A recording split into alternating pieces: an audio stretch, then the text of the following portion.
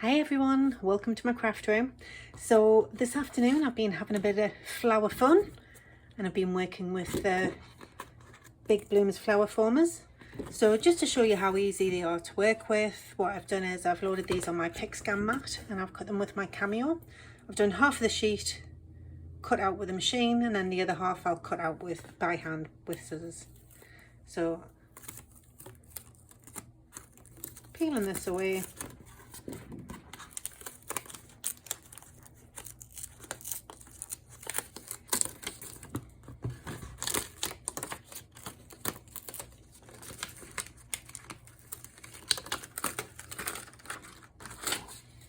And then just using my little tool to take them off.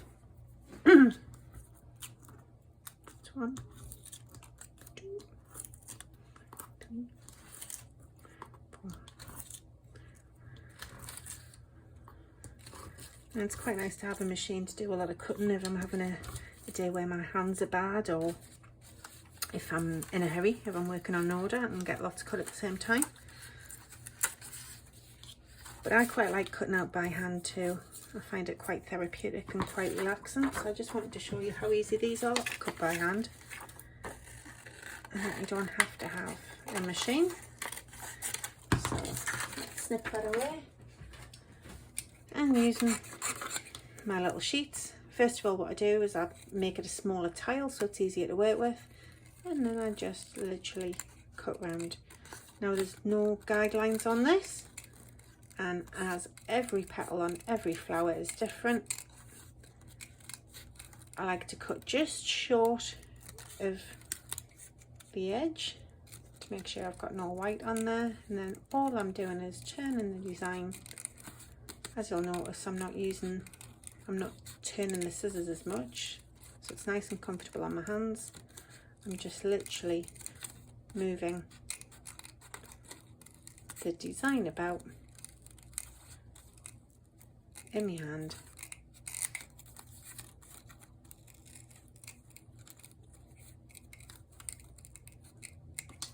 So there's the first one cut out.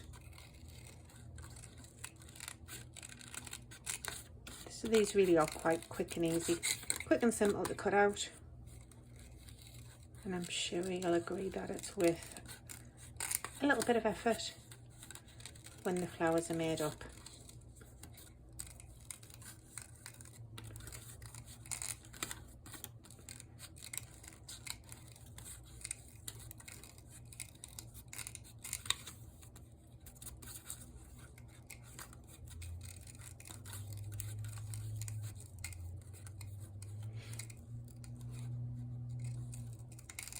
And don't worry if you do miss any bits and it's white around the outside, you can actually go around and snip the white bits off, or you can take one of the ink pads and just literally brush a little bit more ink around the outside. This is so that when your flower's formed, it looks like them lovely two-tone roses that you see. So adding a little bit of extra ink to the outside is only going to make each one look even different. So I hope you've liked this little video. Let's see what's next and put these together.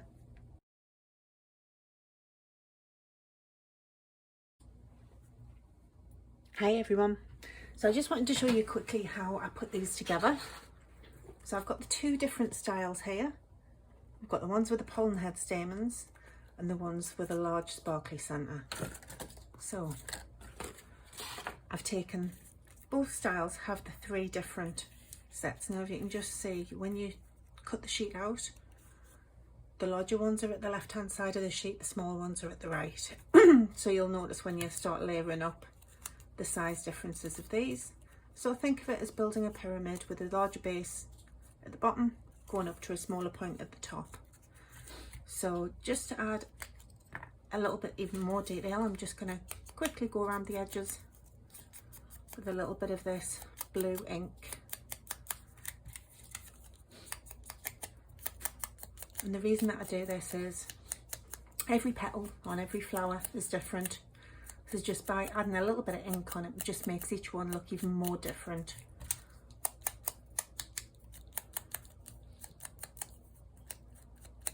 There we go. So all I'm going to do is I'm going to take my tonic ball tool and I'm going to go right round the edge of each petal.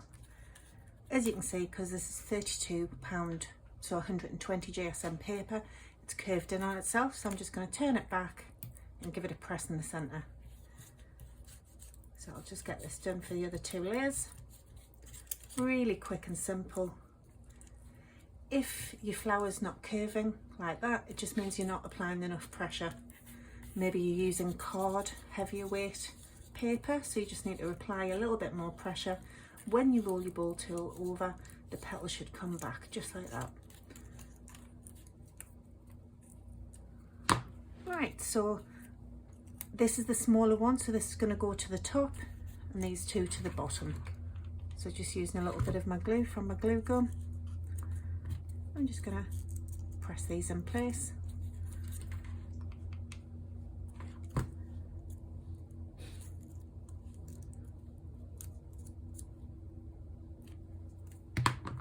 Now, can't find my pokey tool, so I'm just using some decoupage scissors.